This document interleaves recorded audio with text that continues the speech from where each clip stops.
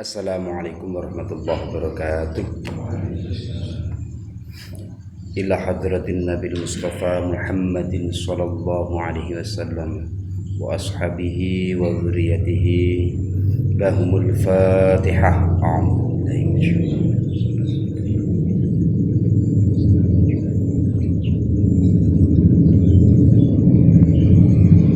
Thumma ila hadrati anbiya'i wal mursalin wal malaikatil muqarrabin lahumul Fatihah. A'udzu billahi minasyaitonir rajim. Bismillahirrahmanirrahim. Alhamdulillahi rabbil alamin.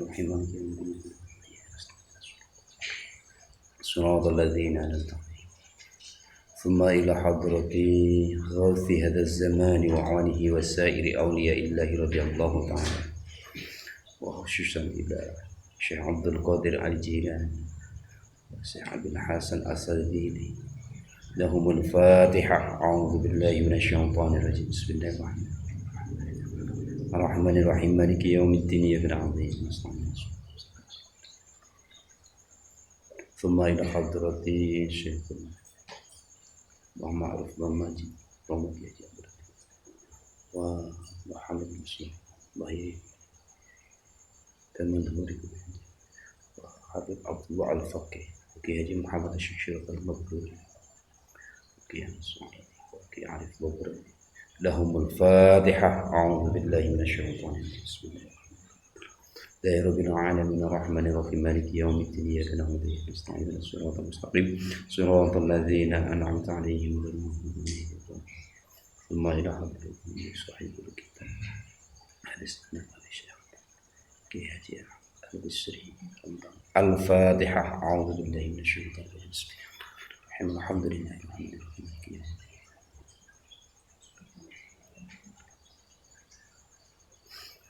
Bismillahirrahmanirrahim. Lanjutanipun hadis harfud dad diawali dengan huruf dad. Bismillahirrahmanirrahim. Do'an faka liyasjuda ma'aka. Rawahu al-Baihaqi an Ibni Abbasin. Artosipun Kanjeng Nabi dawuh yen sira sujud irung ira selehno ana ing panggonan sujud. Do anfaka liyasjuda ma'aka. Do letakkanlah anfaka irung ira ketika dalam keadaan sujud supaya irung ira melu sujud karo sira. Liyasjuda ma'aka supaya irung ira supaya melok sujud sertane ira. Jadi memang gini, hadis ini memberikan penjelasan, maka kita kalau sujud itu irungi kudu nemplek. Nah, misalkan lek sujud irungi kudu nemplek. Ini mengaturan fikih ya. Hadis ini memang memberikan dasar dalam fikih. Jadi lek sujud diusahakan irungi nemplek. Baduke nemplek, irungi nemplek. Tangane nemplek, dengkule nemplek. Terus sikile nemplek, kuku-kukune ngadep nangge iki kiblat. Dadi mancak kabeh ngeten nek sujud ya. Jangan sampai sujud itu sikile lembreh. Itu mancak. Itu memang rukune sujud. Bahkan kalau dalam teori fikih di antara beberapa rukun sujud itu kalau sampai ditinggalkan maka sujudnya tidak sah. Ini menurut fikih ya, menurut fikih. Kalau perkara di hadapan Allah maksudnya dalam artian secara hakikatnya wallahu alam, ketulusan hati itu beda ukurannya. Ini ukuran fikih, jadi ilmu fisiknya ilmu zahirnya betul ngaten ya. Irunge ya diusahakan baduke nemplek, terus irunge nemplek, tangan lorone nemplek, dengkule nemplek, sikile mancat, kukune ngadep nang kiblat. Iki syarat sujud, rukun sujud. Ini merupakan ilmu fikih ya. Jadi jelas nih hadis yang ini memberikan keterangan hal itu. Terus hadis kang selanjutnya nomor 224. Do basoroka maudhi'a sujudika. Rawahu Ad-Dailami an Anas. Artosipun Kanjeng Nabi dawuh yen sira pinuju salat ya. Dalam keadaan salat do basoroka pinangal ira nyawang atau melihat ya, ngingiti ing panggonan sujud sira. Basaraka maudi asujuda. Berarti letakkan pandanganmu terhadap tempat di mana kamu sujud. Jadi orang wong salat itu ini bagian dari tata krama nggih. Menurut tata krama nih salat itu kalau diri ngadep lurus itu hukumnya makruh. Sing bener kencang tapi pandangannya menisa. Dingkluk nggih mboten angsal. Nanti paham nggih? Dalam konteks ini pandangan bukan menundukkan kepala tapi pandangan. Berarti salat itu gini. Bukan merem tapi pandangannya ngadep nangge panggonan sujud. Itu bentuk andap asal. Tawaduk kita menghadap Allah. Berarti mboten ngadep bismillahirrahmanirrahim mboten. Tapi macam-macam. Kadang kalau kita bicara di kalangan ulama hakikat, yang penting itu sambungnya. Jadi kadang-kadang kalau merem itu baru sambung, tidak apa-apa. Itu ukuran apa? Ukuran dalam konteks urusan rohani, ya, urusan hati ya. Tapi dalam konteks ini, urusan dalam konteks adab dalam secara fisik, memang tidak boleh mandang depan. Terus kemudian gak boleh nunduk, tapi pandangan ke bawah. Wasno panggonane sujud. Setengah rada dingduk ngeten mesti dalam artian enggak sampai ngeten lah. Karena pandangan sujud rada isor ngene itu pandang ngeten.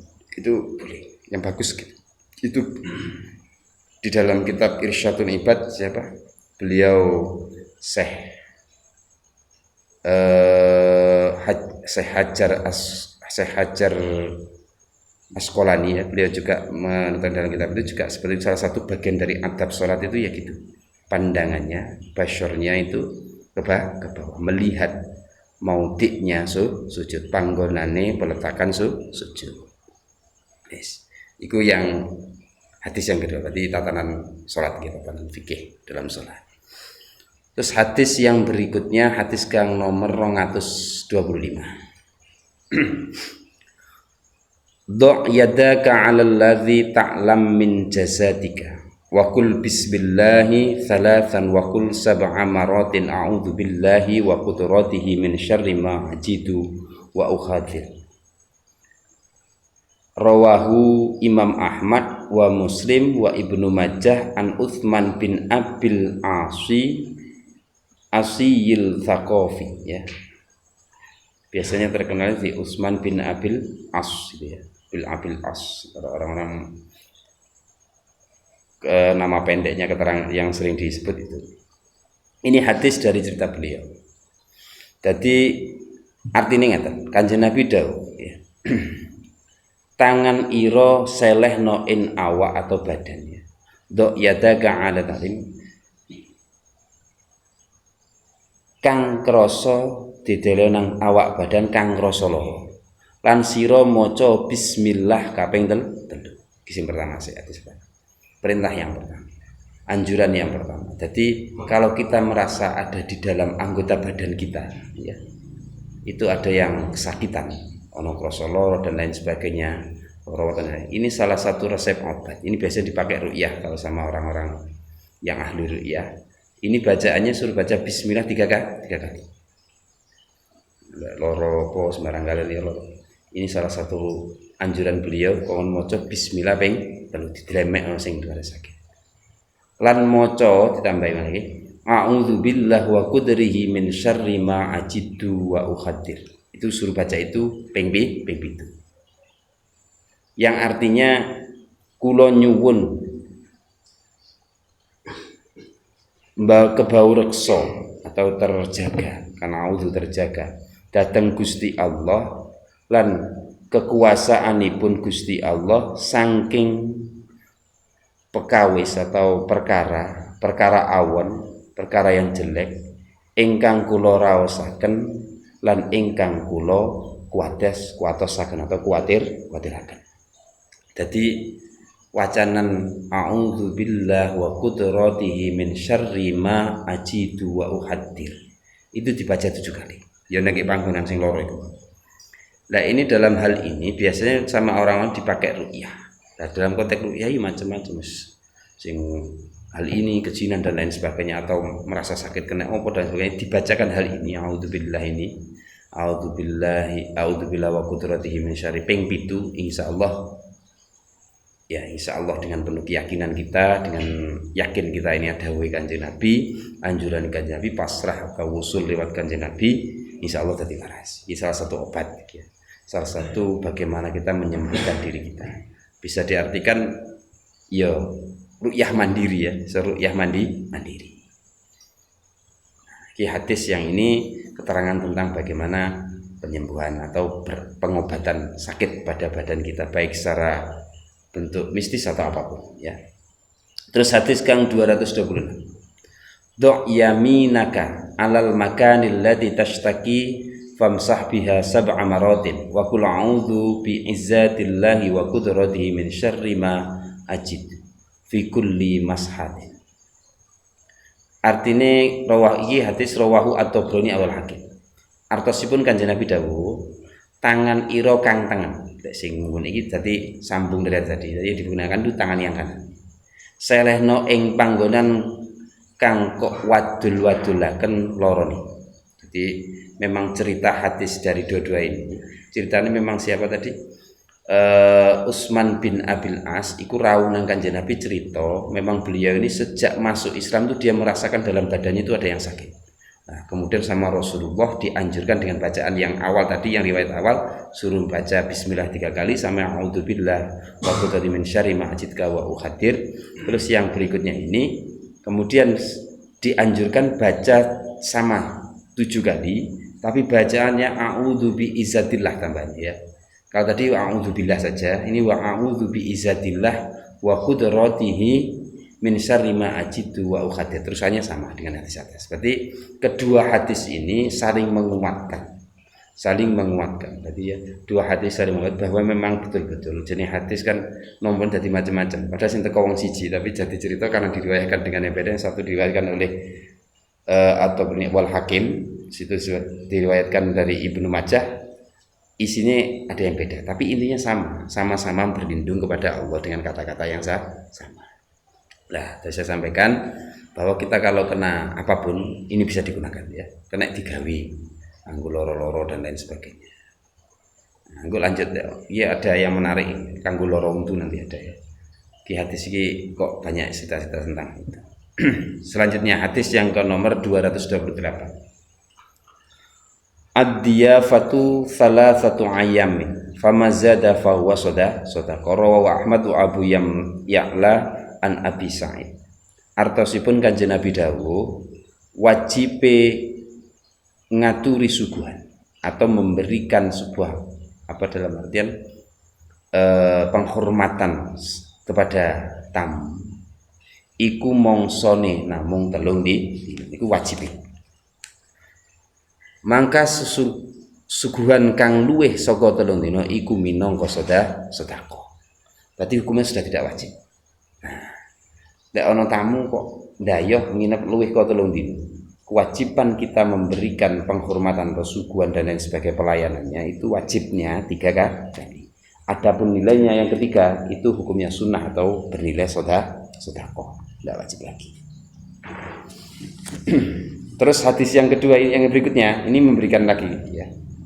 Ad-diyafatu thalathatu ayyamin famazada fahuwa sadaqah wa ala dhaifi an yatahawwala ba'da thalathati ayyam. Rawahu Ibnu Abi Dunya an Abi Hurairah. Artinya wajib ngaturi suguhan tamu iku mangsane 3 dina. Mongko suguhan kang luweh sangka 3 dina iku minangka sedekah. Lan tumrape wong kang mertamu sakwise 3 dina iku kudu ngalih bali mulih. Berarti etikanya ini dalam kita sebagai orang yang didayai memberikan sebuah suguhan minimal minum atau dalam artian dan sebagainya itu wajib. Karena di dalam hadis lain man kana yu'minu billahi wal yaumil akhir falyukrim dhaifah. Barang siapa beriman kepada Allah maka harus memuliakan tamu. Dhaifahu ya, tamunya. fal yukrim dhaifa fahum, memuliakan tamu. Berarti dalam hal ini wong lek sing iman mbek Gusti Allah, mbek dina akhir, iku maka dia harus memuliakan tamunya. Ya, minimal dikasih minum, dikasih kado suguhan, dikasih suguhan, itu minimal kan seperti itu penghormatan. Memang ya tamu adalah raja. Tapi dalam konteks lain ini babakan tamu ono meneh ya.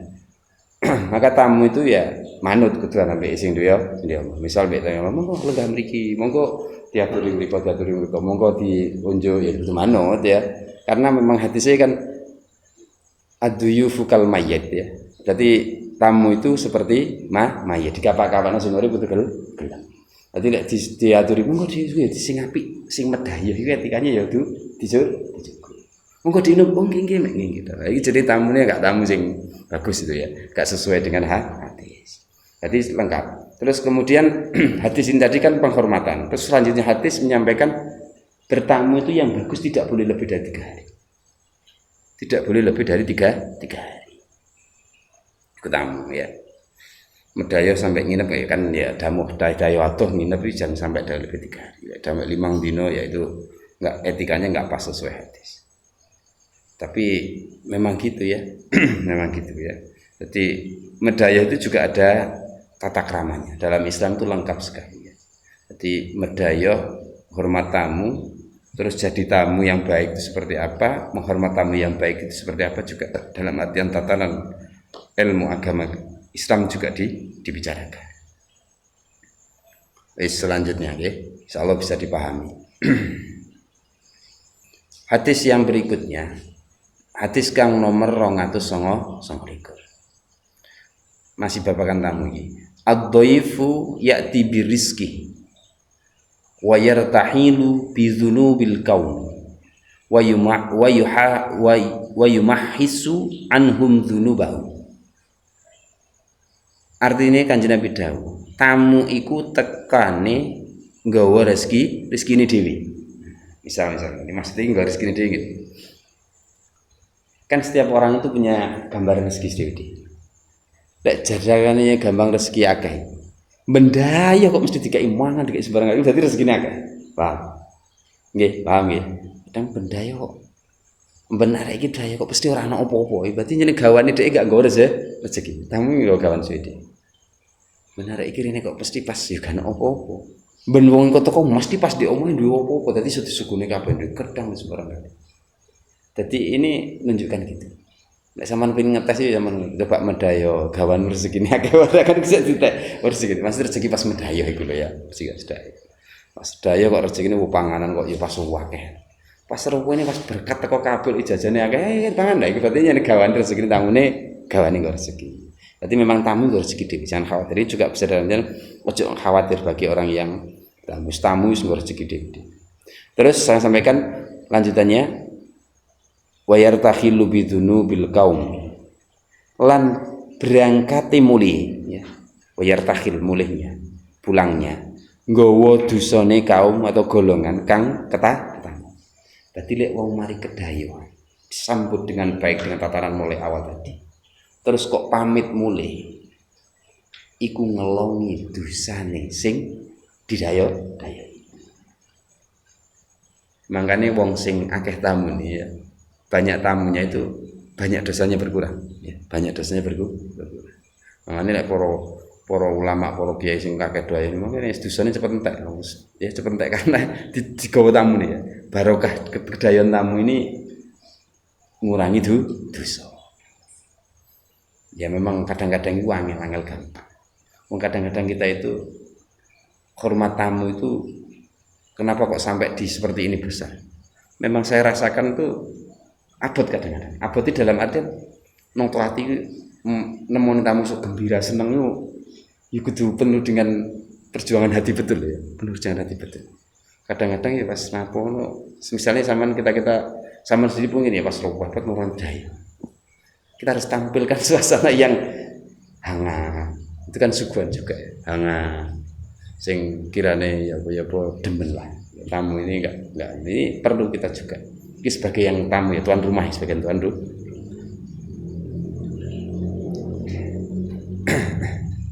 Terus Ya ono tatanan itu ya saya. Medaya itu gak oleh gelek-gelek. Mesti gelek-gelek nduk wae sore gelek-gelek itu dalam artian kalau konteks memang hanya napa nih silaturahim kan nggak ada keperluan silaturahim untuk dalam artian hubungan silaturahim saja tapi sering-sering itu tidak baik juga. Nanti lambat tahun akan menimbulkan ketidakbaikan. Wis tah sampean jamin siapapun. Ini memang hadis itu betul. Siapapun sok kancamu kamu plek betul lah. Misal kamu bedino kok parah terus lambat tahun suatu kok pas katian ini pas ini ya pasti ada hal itu pasti ada. Makanya di dalam Rasul itu ya tidak terlalu sumpring nemukan ya. Tatanan medaya itu walaupun sekarib-karib apapun ya kita jaga etika. Karena di dalam hal itu ada keterangan. Nanti kalau zaman jarang-jarang dayo konco itu mesti akan timbul kangen ya. Suwe kak ini wah iya ketemu ini hangat lagi. Jarang lagi hangat lagi gitu deh. Sering ya sesuai yang gelap terus sesuai gak hangat barang hangat sesuai dari adem tidak adem sesuai ya hanya pis ya apa gitu. Makanya saya sampaikan ya tidak usah sering-sering ya. Tidak usah sering-sering ya sampai tidak sambung silaturahmi ya. Terus kemudian lan bersihaken sangka dosa-dosane golongan kang ketamu. Memang saya sampaikan berseni dosa. Tamu ini luar biasa. Tamu itu saya kira ndak apa dalam artian jangan apalah ya, jangan sampai dikecewakan lah. Ya berusaha. Saya juga ya dalam artian secara cerita dunia ini rada oke. Tadi ono mesti sering ada Pak. Jadi saya berusaha untuk menampilkan yang hangat itu ya perlu proses ya. Dalam artian perlu proses belajar terus. Saya dulu ingat abah saya itu ya jenis sisi manusia, saya pikir sisi manusia. Sopo sih tamu kadang jam 10 pulang gitu kan. Sama bapak sudah abah kan ket isu sampai dengan tamu tok ya. Enggak pernah berhenti bahkan ya barang-barang banyak. Nanti ketika wis ngaso jam 10 umur tamu. Sopo sih tamu bengi-bengi baca. Orang ngerti wayah basa ketemu jenengan muanis ngoten. Padahal pas itu gembreng. Berarti sebenarnya sisi manusiawi yang harus dilawan juga. Berarti saya menawarnya apa ya menungso. Tapi ketika berhadapan kita harus berusaha untuk melawan sisi kemanusiaan yang tidak baik itu untuk menjalankan aturan yang diajarkan oleh Rasul. Berarti ketika jenengan monggo pinarak bilang ya sangat sekali. Ceprek ceria padahal apa ya kesel sekali. Tapi itu pelajaran yang luar biasa. Saya pikir ini hebat. Saya pikir ini pelajaran yang saya lihat langsung dan hebat. Saat itu pas bayang bawang sekali itu wis lir-lir ngoten. Bawang bengi wis kok kesel tambur. Wah, monggo metune hangat sekali. Keluarnya itu hangat ya. Ini salah satu yang luar biasa. Saya kira itu cerita betul. Saya cerita tenanan. Aku ruh tenanan. Ya. Jadi terus ya memang betul-betul itu yang perlu saya pelajari betul. Beliau tidak pernah dalam artian ya apa kondisinya memang ya bisa betul-betul dilayani. Kadang-kadang kan ya ada ya. Kadang-kadang itu macam-macam. Cerita-cerita ulama-ulama itu macam-macam sih nggak senang ditamoni ya. Nah, abah saya itu memang prinsipnya Yesus itu, karena mungkin sisi kerohanian yang beliau miliki menganggap ya semuanya ini datang dari Allah, jadi dia menghormat betul ini utusan Allah. Ini memang betul adalah kehendaknya Gusti Allah. Jadi tamu itu ya seperti tadi pengamalannya man kana yu'minu billahi wal yaumil akhir falyukrim dhaifahu ya. Dia akan menghormati tamu, yes, memuliakan tamu. Yes. Tamu adalah raja itulah.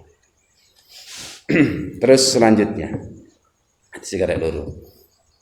Do usbu akas sababata ala dorosika thumma qara akhira yasin. Rawahu Aidarami an Ibni Abbas. Artine dawuh Kanjeng Nabi dawuh yen untu sira pinuju loro. Iki lumayan ya sip ya. Driji sira kang pinuduh driji. Sababah iki driji ya. Driji telunjuk. Selehno ana ing untu ira kang loro. Nuli sira maca ing akhire surat Yasin. Fasubhanalladzi biyadihi malakutu kulli syai'in wa ilaihi turja'un. Fasubhanalladzi biyadihi malakutu kulli syai'in wa ilaihi turja'un. Itu dibacakan itu ya. Yang ini lek ngamal kene anu babakan tetep ini lek saya lek kalau dipahami gini. Wong obat itu sing obati tetap Gusti Allah ya, tetap Gusti Allah. Tapi kita ini untuk mengamalkan hal ini ya penuh dengan keyakinan betul. Aku yakin mbek Kanjeng Nabi. Terus siji, aku ya taat mbek Kanjeng Nabi. Ngati Allah, ngati Rasul ya. Taat mbek Kanjeng Nabi. Cara waras gak waras minimal sama sudah taat kepada Rasulullah. Ini konteks kita jadi seorang hamba itu gitu. Karena kesembuhan tetap di yadillah, di tangan Allah. Tetap di tangan Allah. Jadi ya apa ya belajar itu ya kudu ngono ya. Kudu apa? Ya kita mau dengan penuh keyakinan. Perkara hasil terserah Gusti Allah. Kulon pun nderek tuntunane Kanjeng Nabi. Minangka iwal alhamdulillah betul ijabah betul berarti. Berarti ijabah dan kita penuh dengan keyakinan Rasulullah itu benar. Tapi saya sampaikan cara teknis seperti itu. Enggak boleh tambahkan Kanjeng Nabi berarti nghapusi ya enggak boleh gitu ya. Ini kalau sudah sampai seperti itu kan berarti kita hilang keyakinan ya wis sudah kafir lagi ya cara bahasanya kan. Pun selanjutnya hadis yang terakhir di huruf dot ad-dhalatu wal luqatatu tajiduha fanshudha wala taktum wala taghayyib fa in wajadta rabbaha fa'atiha wa illa fa innama huwa malullahi yu'tihi may yasha rawahu at-Tabrani anil Jawardi. Artosipun Kanjeng Nabi dawuh barang kang ilang lan barang temon atau temuan kang kok temu mongko sira kudu mbobo warokaken ing barang mau. Jadi cara gampang betul-betul ya diumumkan ya dijaga. Lan sira aja pisan-pisan ngumpetaken, tidak dibeberkan diumumkan. Lan aja nyamar-nyamarakan atau mengkaburkan apa bentuk barangnya. Ya wis pokoke sing ilang HP lah. Wis gak kono warnane apapun itu ya. Akhirnya wong gak wani ngaku ya. Kudu dibeberkan dengan sepenuhnya tapi ada tekniknya. Mongko lamun sira bisa nemokake wong kang duweni barang mah. Mongko sira kudu nampa-nampakaken lan lamun sira ora bisa nemokaken ing wong kang duweni atau ora ana wong sing ngakoni. Mongko mesti barang mau bondo kagungane Gusti Allah diparingaken marang wong kang dikersakaken Gusti Allah. Jadi ini mengenai luqathah ya, barang temu. Memang kita secara fikih sudah diajarkan kalau ada barang diumumkan. Ono apa-apa diumumkan. Tidak seandainya boleh misal nemu duit kok gawe dhisik, tapi harus siap. Yang penting diumumkan, misal dipakai dulu nanti siap untuk ganti secara siap. Nah, ini memang barang luqathah ini di zaman-zaman akhir ini sudah mulai agak wong amanah untuk menyampaikan luqathah ini ya jarang-jarang. Jadi barang luqathah secara fikih kan ya macam-macam.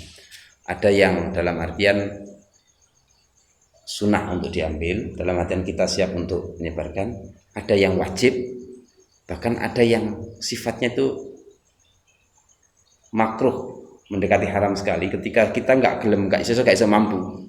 Sesuai oleh nggawa iki mesti aku ngene-ngene itu bahaya. Itu ada yang seperti itu. Nah, kalau yang wajib misal gini, mau nemu bayi di tengah jalan, wajib dicukup ya. Aman, kita waduh aku pusing rumah terus cukup dhisik. Yang penting diselamatkan nyawanya. Apa nemu ono apa? Iki sing angel ya. Nemu apa? Misalnya nemu hewan wedhus cuwilis. Cara iki butuh momongane apa? Mbok-mbokane diambil. Itu juga apa? Wajib. Itu barang luqathah. Nah, kita harus mengumumkan hal itu, ya, mengumumkan. Terus dalam etika juga di dalam sebuah hadis, ya. Berarti mengumumkan barang teman itu enggak oleh di masjid. Tidak boleh di masjid. Mencari-cari barang hilang barangmu tidak boleh di masjid sampai mengumumkan juga. Tapi kalau sudah barang ditemu boleh. Misalnya nemu barangnya mencari orangnya itu boleh. Siapa sih mereka lagi? Tapi kontrol barangku hilang ini itu tidak boleh. Di dalam masjid itu tidak boleh, apalagi dalam keadaan khutbah. Itu tidak boleh ya. Jumatan kok golek apoilah, bahas apoilah, tidak boleh. Itu memang betul-betul tidak boleh secara hukum. Saya kira itu untuk pertemuan kali ini ya. Entek segi hadis surai huruf shad idot habis. Minggu ngarep kita lanjutkan dengan huruf ta ya. Wallahu a'lam bishawab. Al-Fatihah. A'udzubillahi minasyaitonir rajim. Bismillah.